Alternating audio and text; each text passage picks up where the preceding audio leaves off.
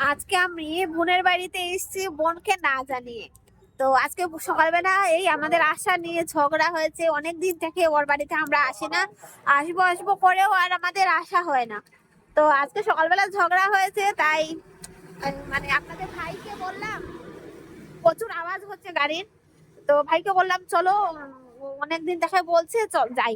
তার জন্য আজকে রাগারাগিও হয়েছে অনেকটা।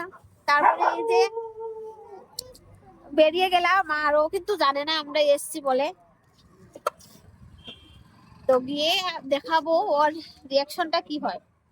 দেখ দেখ, তো আগে যাই, গিয়ে ওর রিয়াকশনটা আমরা যাওয়াতে সে খুশি হয়েছে কিনা, কি মানে রেগে আছে, তো তো আপনাদের সাথে শেয়ার করবো আপনাদের সাথে।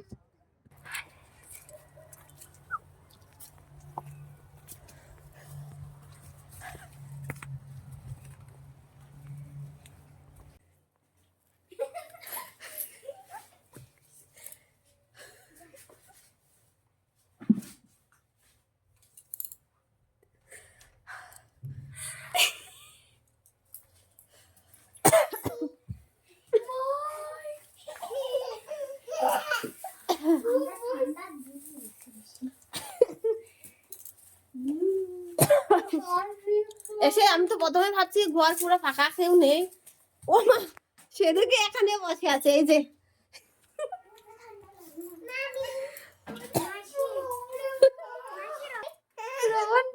এখনই আসবে, কোনো রিয়াকশন, এত কোনো রিয়াকশন নাই।